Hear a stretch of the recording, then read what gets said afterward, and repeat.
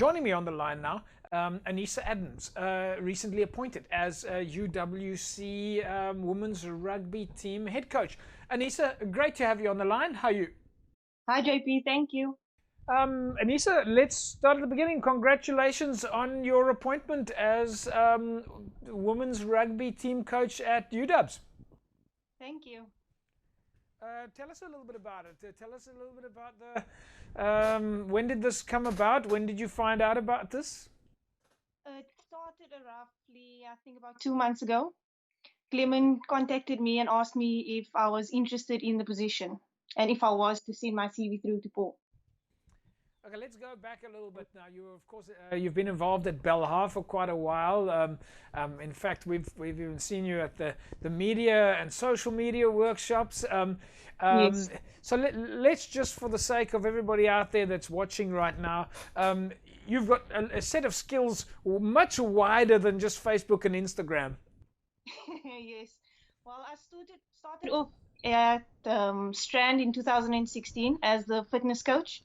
And then 2017 and 18, I went to St. George's, working under coach Ron Davids. And then I made the move to Belhar in 2019.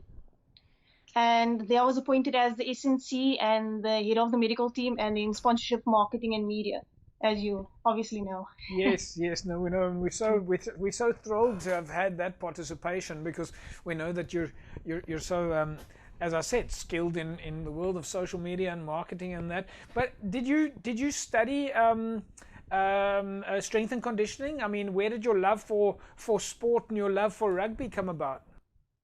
My love for rugby started at a very young age. We are a very rugby orientated family. My uncle's the coach at Strand RFC, and then I played touch rugby as well under Labib for some years.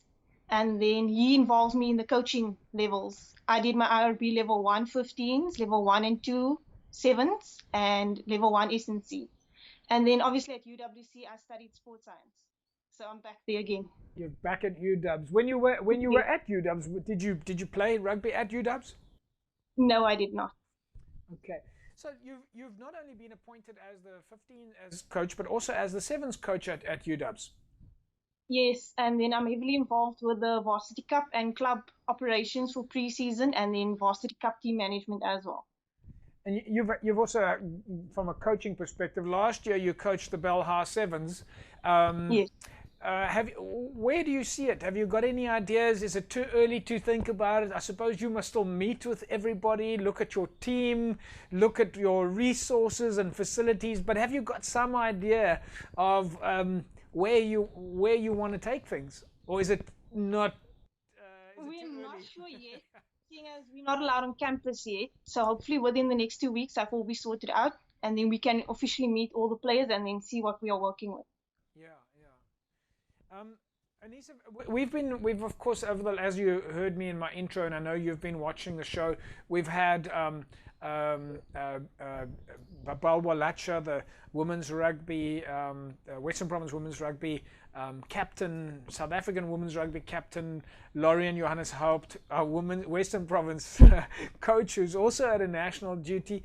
And we were talking about the fact that with that sort of skills and that sort of experience in Western Province, it lends quite a lot to the gravitas of women's rugby at Western Province. Yes, it does. I think Western Province is one of the unions that equip the women the most. Because as far as I know, Western Province is the only union that is opening a workshop for women to empower the coaching for the years coming. How have you found the coaching courses over the while? You seem to have been quite active in participating and getting those courses out of the way. I spoke to Faisal about it as well. It's quite intimidating for you as a woman to be sitting amongst men, asking a question, and them looking at you like, what kind of question is that? Aren't you supposed to know the answer? So what he is doing, he said that with the coaching, it's going to be of all female. So if you want to ask questions, you can be free to ask questions and not feel intimidated. Okay, so you're looking forward to this, to these coaching courses that are coming up. Will you be participating in that? It seems like it's Yes, I definitely will be. dedicated to women. Yes, definitely. And from a player perspective, your players at UWC, and I'm assuming that all of the is it maybe just help me out here? Are all the women players, will they be UWC students? Is that how it works? Not all of them, but we're trying to get most of them to be students. Because the problem is, what problem we're going to be sitting with is that they can't participate in USA. Right, that's of course the University Sports of South Africa Association. Yes. Yeah. Yes. And then you've got Varsity Cup as well. Tell us a little bit about that. How does that work? I can't go into too much detail at the moment. So what we're busy with is pre-season training or planning because of COVID. There's a lot of rules and regulations, and it's uncharted territory for us because we're learning as we go along. Are you feeling that that there's a lot of excitement? I mean, are you feeling excited about it? Yes, definitely. I mean, Varsity Cup itself, varsity rugby is something that that is big for you guys on campus and universities and so on. There must be a lot of, or you must be anticipating a lot of, call it gees, to come from that. And have Bushy the mascot running around at UWs. Yeah, hopefully this year won't be that much different than other years, but obviously with the COVID rules and regulations, we're going to have a lot less supporters. I think you're in for an exciting time. I've been first-hand involved in the Varsity Cup at UWC, and it's a fantastic vibe there, and you're going to have a great time. So Anissa, we'll leave it at that, and we'll just say congratulations on the appointment, and we look forward to following your progress and getting a lot of photographs and a lot of videos as you go along. Thank you, JP. There we go, folks. Anissa Adams appointed then, of course, at UWC as the 15s coach, the 7s coach, and involved with the Varsity Cup. Isn't that exciting? So we wish Anissa Adams the very best of luck. We'll follow her progress, and well, we look forward to catching up again. And of course, we look forward to all these women's rugby coaching courses that is exclusively for women's rugby. We're looking forward to more feedback on that. Folks, don't forget, of course, Score Energy Drinks is, of course, on board with Western Province Club Rugby and the Western Province Club Rugby Sevens. Now, if you want to win yourself a case of Score Energy Drinks, then all you need to do is grab your mobile phones, grab your cell phone, and send the word SCORE to 33090. Just send the word SCORE to 33090, and you can put yourself in the mix to win a case of Score Energy Drinks. Congratulations then, of course, to this week's winner, James Fenney. James, you walk away with a case of Score Energy Drinks, and somebody from Cape Rugby TV is going to be in touch with you shortly, and you can collect your case of Score Energy Drinks. That number again then, folks, just one more time, 33090. Just send the word SCORE to 33090. All right, folks, when we come back from the break, we carry on talking about what's happening in the world of Western Province Club Rugby. Don't go away. We keep the excitement going. Hello everybody, welcome back. Cape Rugby TV. We carry on talking about what's happening in the world of Western Province Club Rugby. Well, you will know, of course, that over the last few, or at least the last 2 months or so, we've been busy with media, marketing and sponsorship workshops at Western Province Club Rugby.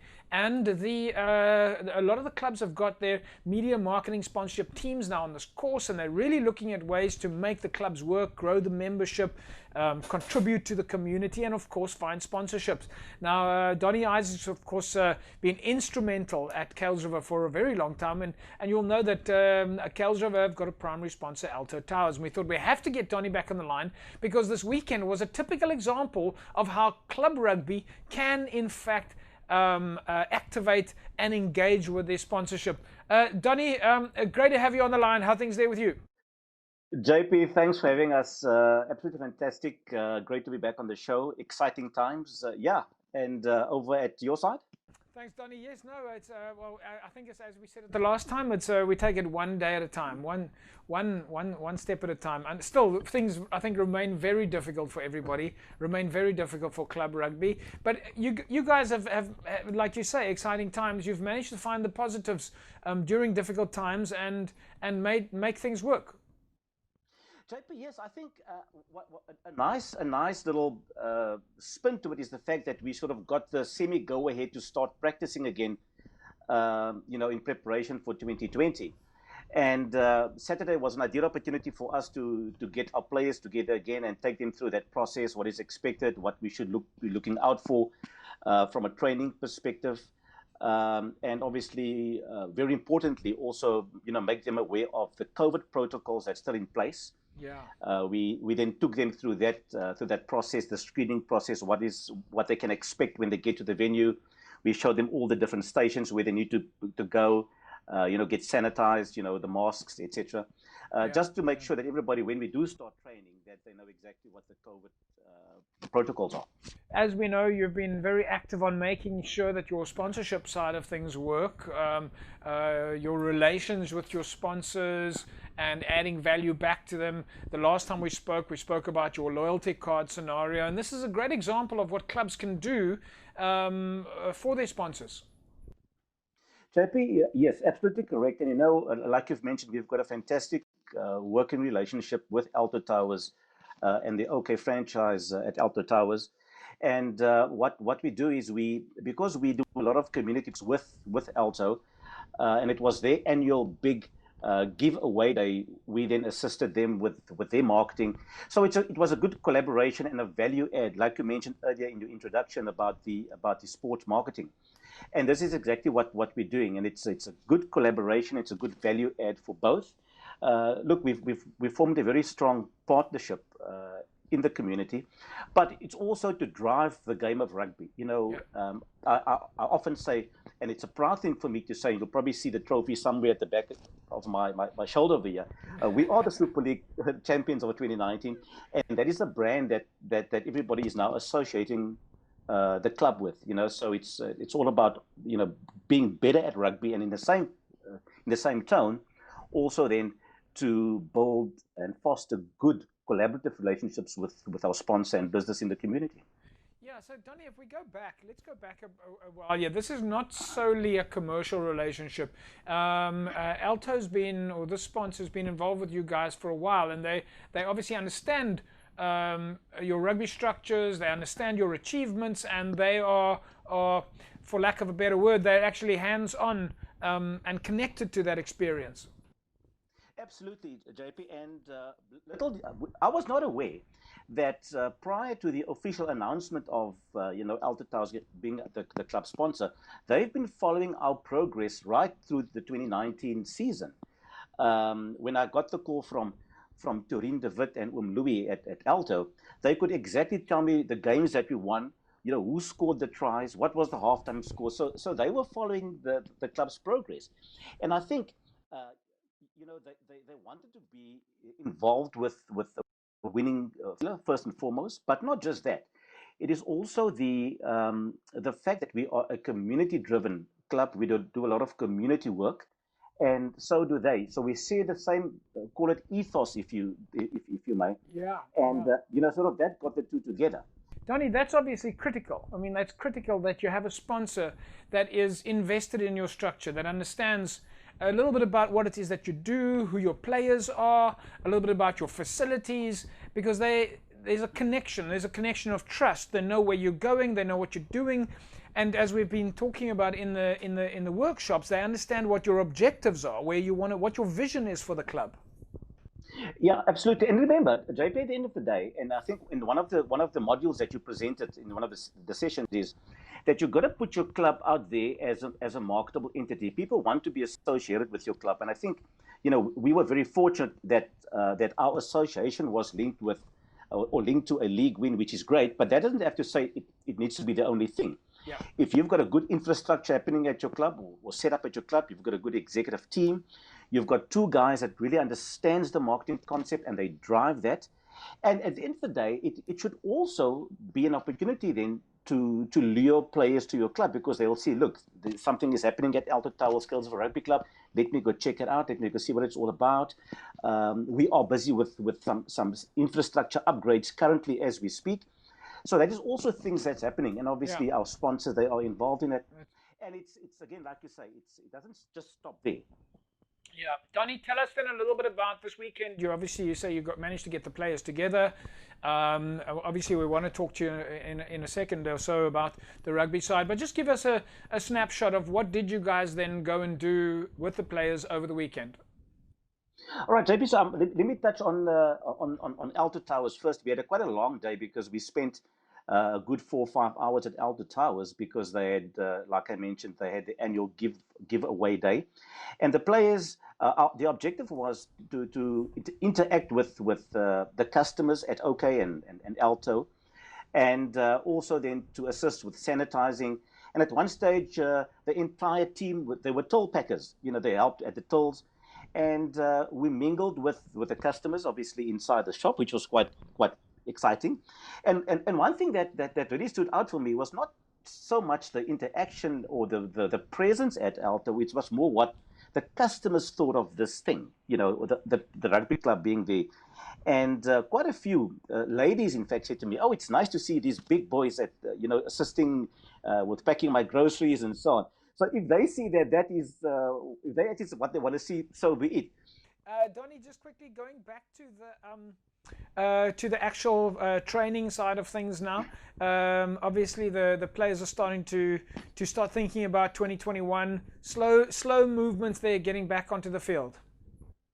JP, yes, I think we had a good turnout on Saturday, and it was mainly driven by the coaching staff. We've got a fully fledged coaching staff, from the head coach, Coach Vessel. His entire coaching team, and they gave a very good briefing and account as to what is going to be expected in 2020 from each individual, the intensity that is required to play in Super League A. We all know that. So overall, it was a very good, productive day at the club, and we've managed to also, feed the players again, with the kind assistance of our sponsors. They had a good meal. And overall, JP, I must tell you, it was so great to see the players. Everybody could feel rugby is sort of back. You don't watch only just the Stormers play on an empty stadium. So the players were there. It was a great feel-good moment on Saturday. Tony, we'll leave it at that. We'll say thanks for joining us. Obviously, we said our best to all of the players, all the fans out there, the Kayla boys. We remind you guys, stay safe. We look forward to seeing you guys back on the park or back on the training sessions as soon as possible. JP, thanks, and that's once again to everybody. Get your Alto loyalty card from us, and that earns you lots of cash back. There we go, folks. Donnie Isaacs, of course, instrumentally involved there at Kilsriver. They've got a fantastic team, and they've just demonstrated to you the kind of example that a club can use, almost a model of how you can go out there and build relationships with sponsors and take it beyond just... in other words, that there's a sense of mutual benefit between the sponsor and the club, and I think that's fantastic. And of course, we're looking forward to seeing the players back in training with all of these health and safety protocols in place. Folks, we'll take an ad break. When we come back from the break, we'll carry on talking about what's happening in the world of Western Province Club Rugby. Don't go away. Welcome back, everybody. Cape Rugby TV. We carry on talking about what's happening in the world of Western Province Club Rugby, and it certainly looks like the clubs are talking about getting back on the park, and 2021 is just around the corner. Of course, we hope that all the health and safety scenarios get us to 2021, but everybody's working behind the scenes. They're planning, they're preparing, they're talking to the players, and of course a lot of COVID regulations as well now unfolding. And it wasn't on the show with us too long ago, but joining me now on the line now, Phil Cronje, Hamilton's Rugby Football Club head coach. Phil, how are things on your side, man? Hi, JP, well, and you? Yeah, thanks, Phil. As I said to our other guests, one day at a time, and we're just happy to follow your guys' progress. I believe you guys have been busy with your planning. Yeah, James, obviously, from the word go that went out, so that there is possibility that we can start become 1st of January, or let's call it 5th of January. That's our starting date. start busy getting plans into place to get our players back, keep them up to date of what's going to happen, what's the new rules with the COVID thing. There's a lot of things that we need to do. It's not as easy as we thought that coming through the gates and start practicing. There's a lot of IRB stuff that we need to do, so we just start prepping for ourselves for that to be ready come the first week in January. We did invite our players back to give them a bit of a feedback of where we stand, what's the process going forward. So yeah, from Hamilton's point of view, preparation for next season did start. We did pencil in some dates, some friendlies, some social activities. So yeah, the players are on board with that. And yeah, so far so good. So let's hope come the first week we will be ready. That's great news, Phil. What about from a management point of view? Have you guys also been able to sit around the table and of course with the right social distancing? But have you guys also been able to discuss amongst each other? I mean, nowadays we've got such big management teams. You've got first teams that have got a coach and a forwards coach and a backlines coach and a physio and there's a whole team behind every team now. Yeah, JP, the days of just being one guy running the whole show, that days are over. We did get our plans in place. Like you said, we did have to get the whole club coaching staff on board, medical staff on board. We have to get the club management on board to guide us on the right directions of the regulations of the COVID. So all those things we had to get in place to make sure that we follow all those guidelines and don't get into trouble. But it's not just getting into trouble, but to make sure that we got the safety of the players first of all, and make sure that those guys are safe. But yeah, planning went well. We did get the word out to our guys. We're busy prepping ourselves to send out preseason programs. So yeah, come the first week in Jan, like I said, we start on the 5th of Jan. Hopefully by then everything will be sorted and we all good to go. So, Phil, we also just had a conversation with Jerome Parvater from the under-20 perspective and their preparation, and he was explaining that they would do some testing with the players and then give them some programs to go back, and they'll do these programs at home and so on. Do you have similar plans to that? Yeah, we did sit with our conditioning coach and we worked on a plan.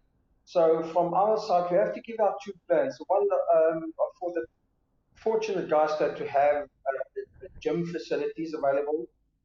They've got one program, and then we've got a different program for our guys that don't have access to a gym. So yeah, those programs we did get out. So we can follow them on a regular basis. So our testings with these guys, like I said, will start in the middle of November. And they will be tested till the first week before Christmas. That's fantastic. It's great to see that the connection is still there, that you guys are able to reach out to your players, you're in touch with the players, you're in touch with the management, and which has been important, because obviously one is concerned that if you're not in contact, and luckily over the last few months we've been speaking to you guys and we've been keeping everybody connected, and it's important, of course, to have done that for the last few months, because otherwise you run the risk of people moving on. Yeah, Jobs, remember let's call it 6 months. It's a long time. I think in that first 2 months we were very active, and we're still hoping that there will be a season. Obviously, we know what's the answer on that. We didn't have any rugby. But to get all these guys back on track, it was amazing to see, even though the ex-professional guys that joined us, to see that excitement from these guys, the gears that we've got going at the club, that's a massive thing for us at the moment, to make sure that those blocks get ticked and make sure that those guys are happy and excited. Obviously, the end of the day is we can't lose the players that's coming to the table. Yeah, I think that the fact also that players have been able to watch a little bit of rugby on TV has made them hungry for it. You watch the game on TV and you go, well, I want to go and do the same thing now. So that's also something that maybe has added a bit of fire there. Phil, just a last question. When we spoke to you last, you guys were very busy preparing the field. You were looking at the grass. You were busy. It's now been a few weeks. There's been a bit of rain. There's been a bit of growing. How's the facilities looking now? Yeah, we were there on Thursday night, obviously, with our meeting that we had there. Our pitch is looking really good at the moment. They did cut it on that day when we were there. So, yeah, they're busy preparing for that. Obviously, the facilities at our ground had to be done, and we need to jack that up. And I think from the club side, the management side, they did a very good job to make sure that we get our pitch fixed up and done. So I think we're on track. We're just hoping for a little bit more rain now to make sure that everything is sorted. But yeah, the field is really looking good there. That's great stuff. Phil, we're going to leave it at that. We'll catch up with you again soon. And of course, we'll say to you and all the players out there, stay safe. We look forward to seeing some training photographs and videos as soon as you're comfortable with of course all the various regulations that are taking place. And yeah, we just stay at the moment. Stay safe out there. Yeah, thanks, Joe. Yeah, from our point of view, we will do our absolute best to keep the players safe, and we will follow the procedures that's put in place to make sure that the players are safe. It's going to be new for us. At the end of the day, it's not easy. They did explain to me how this whole training session will work. So yeah, it's going to be tough. I think your 2-hour sessions will be running these days 3-hour sessions, because I think half of the time we have to make sure that the players are safe and up and running and good to go. Yeah. Well, I think you're also lucky in the fact that you've had excellent guidance from SA Rugby in terms of understanding the rules and regulations of COVID, and great guidance from Western Province Rugby in terms of the guidance there. So hopefully we see everybody back on the park soon. We'll leave it at that. Absolutely. Thanks for your time, James. Thanks, Phil. There we go, folks. Phil Cronje, Hamilton's rugby football coach, head coach, at least, and slowly getting things moving, focusing on 2021. And yeah, the Gees. It's interesting to hear him talking about the Gees, and I think the Gees is there. Everybody wants to get back on the park. There's never a doubt when it comes to Gees in the world of club rugby. Folks, as you know, CTC Sports is, of course, or at least has donated a set of 20 masks to Cape Rugby TV. Yeah, you can see the mask in front of me. You can see what it looks like. Cape Rugby TV mask. Now, if you want to win yourself a set of masks similar to this with your logo on it, then all you need to do is SMS the word CTC to 33090. You can see a fantastic set of masks here made by CTC Sports here in Cape Town. And if you want to win yourself the same type with your logo as opposed to the Cape Rugby TV logo on it, then just SMS the word CTC to 33090. Congratulations to last week's winner, Kamal Mahmoud. Kamal, you walk away with a set of 20 masks courtesy of CTC. Somebody from Cape Rugby TV is going to get in touch with you, of course, and then you can fetch your masks here in Cape Town. Folks, we'll take an ad break, and when we come back from the break, we'll carry on talking about what's happening in the world of Western Province Club Rugby. Back in a sec. Welcome to yet another episode of Cape Rugby TV. We carry on talking about what's happening in the world of Western Province Club Rugby. Of course, as you know, we're sort of heading towards the end of the year now, and the senior rugby structures are still continuing with their competitions. But heading into 2021 now, a lot of planning and a lot of new structures on the cards. We thought we'd better catch up with Jerome Parvater, Western Province Rugby Under-21 head coach, just to give us a little bit more information. Jerome, nice to have you back. How are things there? Yeah, JP, good to be back. And yeah, after 4 tough weeks, it's good to be, just to have a little bit of a break before we start with under-20s again. But yeah, it's it doesn't stop. Like we always say at Western Province, it doesn't stop for us. So from the one competition to the another competition. So that's how we work here. Yeah. But, Jerome, let's just go. Let's just look at some of the let's summarize a little bit. The under 21 structure now, 2020. That's the end of the under 21 system as we know it. Now you move completely 1 year down, and it becomes under 20s. Yeah, exactly. Next year, the second week in February, the SA or Currie Cup under 20 is starting. It's not under 21 anymore, so it's a Currie Cup starting. And then you basically play for that whole month, for a month, till the end of March.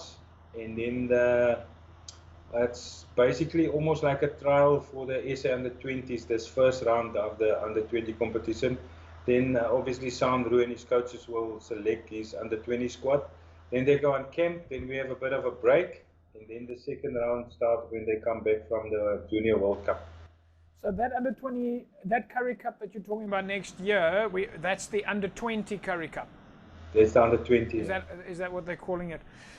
So Jerome, where to now then? I mean, how do you now start preparing for under 20 in 2021? A lot of your players now would have, having played in the under 21 section, would have dropped out because under 20 starts next year. So you probably have to start looking at quite young players. Yeah, fortunate for us, I think we were one of the few teams that played in this under 21 competition now that basically use under 20 players that can still form part of the squad next year. We had about 10 guys playing in our under 21 competition. So yeah,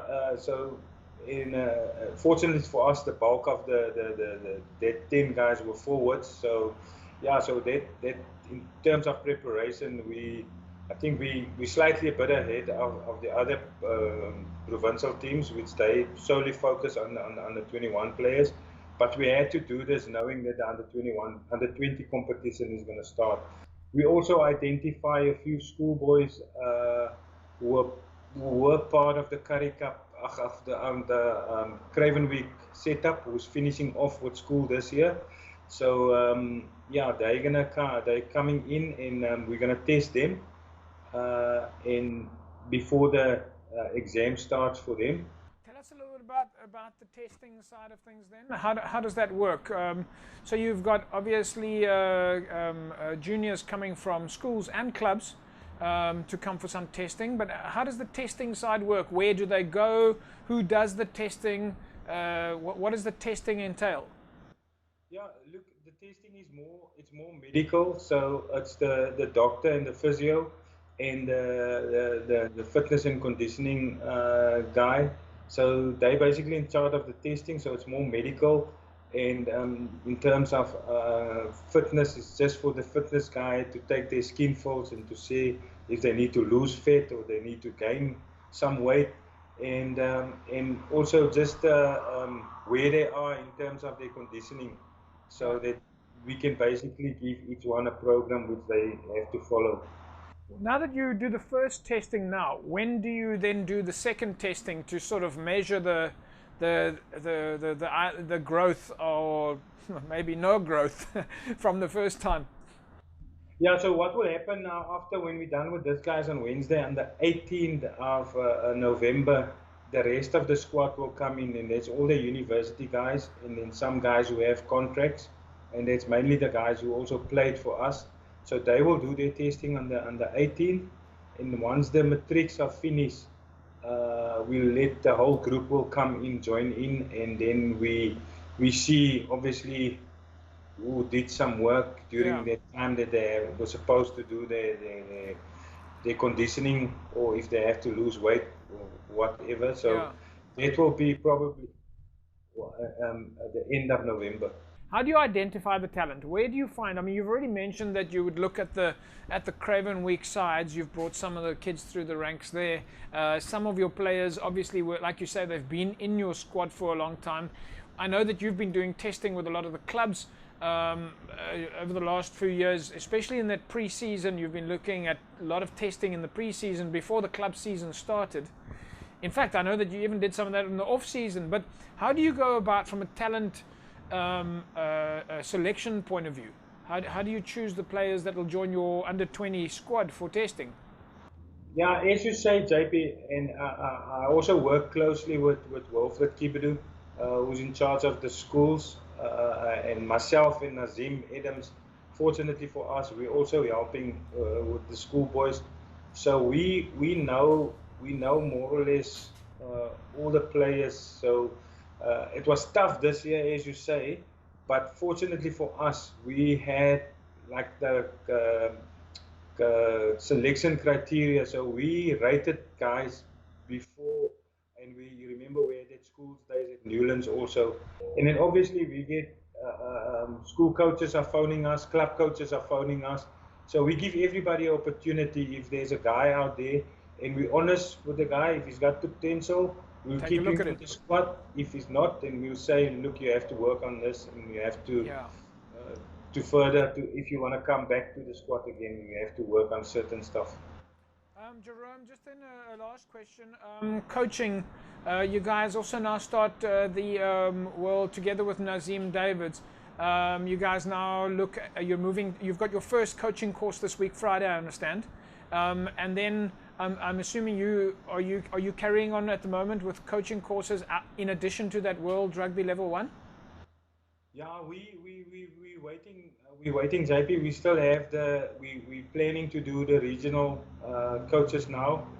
Also the level 2.5 with the regional coaches. So we were just waiting for the names. The cutoff date is tomorrow to send him all the names.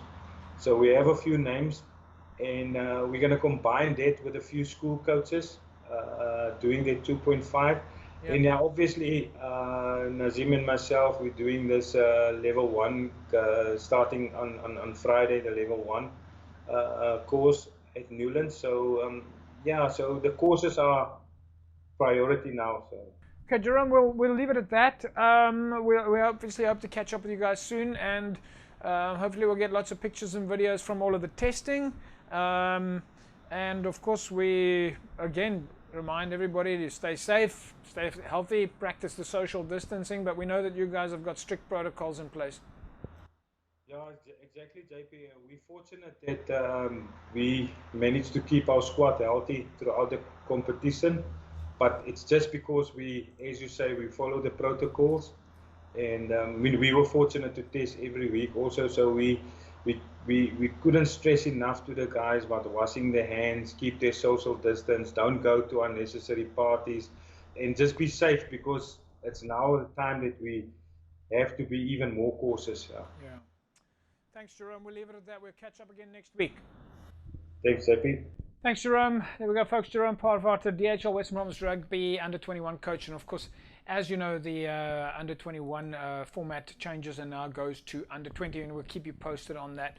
Folks, as you know, MChem 24-hour pharmacy, of course, on board with Cape Rugby TV on the corner of N1 and Durban Road. And on a weekly basis, we do a public review either off Facebook or off Google of MChem 24-hour pharmacy.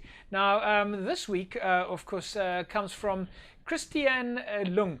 Gave MChem a 5-star rating. Says, "Hi, Mr. Malach. We've been coming to MChem since I was a little girl.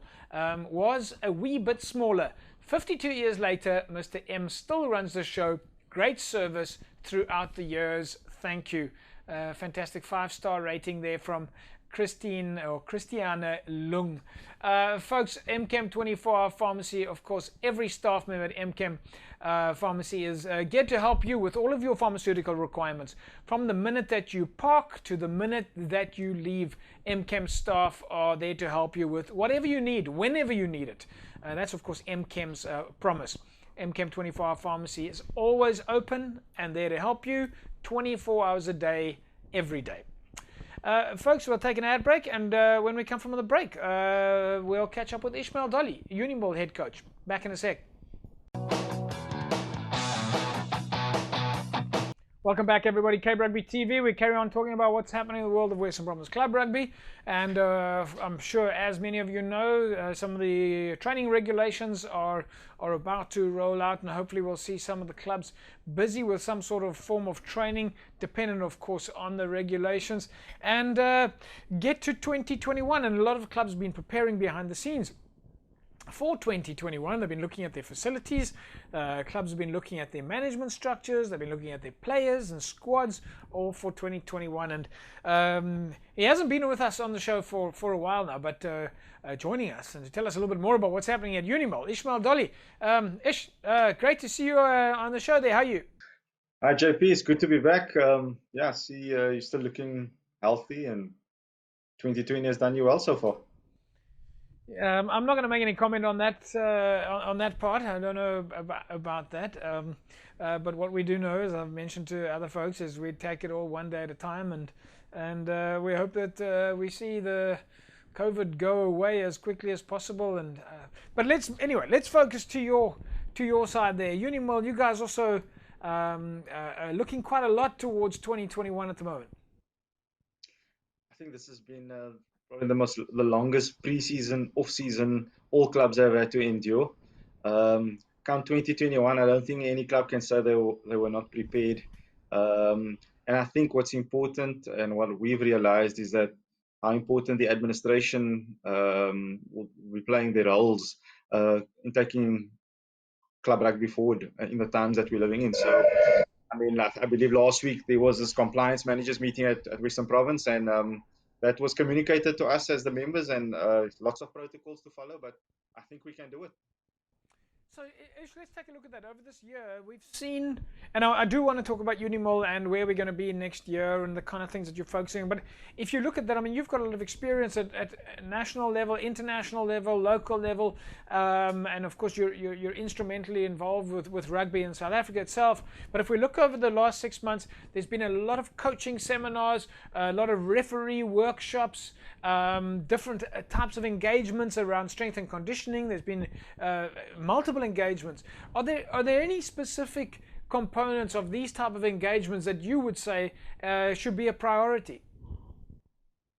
Well, I think upskilling was probably the most important thing for coaches, because there was no on-field work with players. So yes, it might take a bit of while for us as coaches to get back into the swing of things and learn how to blow a whistle and put a few cones out. But it definitely, if coaches did not use this time to upskill them and impart that knowledge from various platforms around the world, then it's time wasted, it's time gone. In saying that, 2021 is literally around the corner. We usually start our pre-season, end of November, December, some clubs in January. So yeah, it's almost that time, and I think with the new norms that's in place around all industries, yeah, it's going to be nothing new for us in terms of our getting our ducks in a row to get us back onto the field. So no scenario just yet of saying that when you should concentrate more on the forwards or you should concentrate more on the backline play. We haven't had that sort of split yet. Well, we can't. We have nothing to base our judgment on. I mean, we've had no rugby this year, so I think we start 2021 on a clean slate, and it'll be interesting to see how clubs come out. Some clubs have already started their pre-season get-togethers, so to say, whether it's been virtually or at the clubs. But we're just waiting for the go-ahead when we can start getting our protocols and our compliance certificates in place before we can get onto the field. Yeah, no, we just had a slight feeling there that maybe you, being a former fly-off, might be saying that backline play should be the priority for coaches to look at. But backs are always the rock stars. We always make sure that we the glitz and glamour of the team. The forwards just must make sure they give the ball to us. We also spoke to Phil Cronje and Jerome Parvard a little bit earlier on. There is also a clear indication that needs to be a balance between home-based training, field-based training, and that the players need to obviously have their own strength and conditioning programs that they can take on with them. Very easy to say, especially, but I mean, people have different circumstances at home.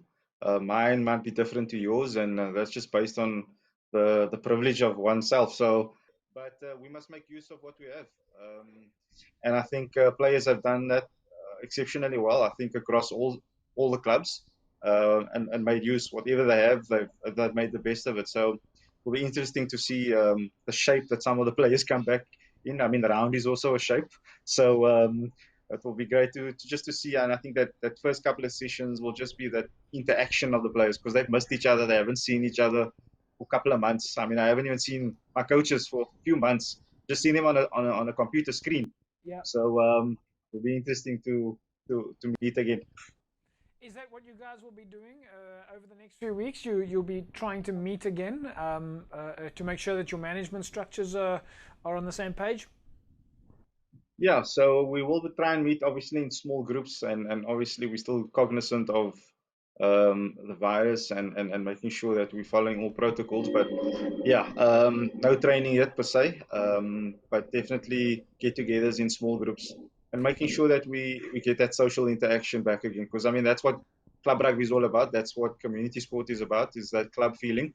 And I can't seem to see us having games without any spectators next year. I just cannot fathom that scenario happening, because we need our families, we need our communities, we need people at the grounds, and club rugby is nothing without them. Yeah, it is unfortunate. But talking about play without spectators, we've seen some international rugby and of course national rugby as well on TV now. That certainly has. Certainly, it seems like it's given the fans out there, it's kept them a little bit connected, and it looks like it's also given the club rugby guys a little bit of excitement. Yeah, that gears and that vibe is coming back again, because that's some sort of normality. You know, when the All Blacks and the Wallabies start playing again on TV, it gives us that feeling of, let's see, things are coming a little bit back to normal. Understand that New Zealand is a total different country to South Africa, and the dynamics is very different. So we're glad that we can have some local rugby on our television screens. You know, the Super Rugby Unlocked and the Currie Cup, and that's been going well. Unfortunate that there was a game cancelled last week between the Lions and the Cheetahs due to COVID regulations. So we hope that the integrity of that competition, and possibly we can take a leaf out of that for our leagues next year, how to manage our leagues going into next year. So yeah, it's something to think of. Next steps for you from Unimil, is it or is it a question of one day at a time? I think we've got some feedback from province last week. We've got a COVID compliance manager now, and I think each club, their management will play a massive role. I think to get things going again, the administration will be very, very important.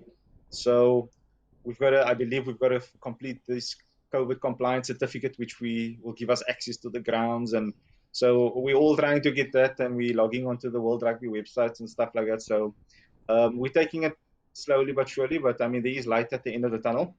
Our guys are excited, and if other sport codes can do it, I mean, why not us?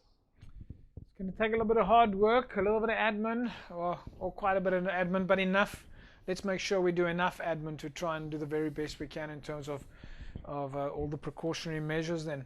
Ish, on a final note, we just want to say to you congratulations on the new addition to the family. Thanks, JP. It's hopefully a golfer, not a rugby player. But if it is a rugby player, fly off? Please stay away from the forwards.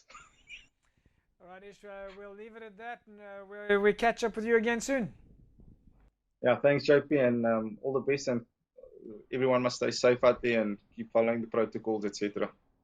There we go, folks. Ishmael Dolly, Unimil Rugby Football, the head coach. Of course, I think, as he said, COVID regulations in place, and he did point out there that coaches do need to go and do that World Rugby COVID awareness course, which is, of course, on the World Rugby website. So if you are watching the show and you are a coach, make sure that you understand what those rules and regulations are.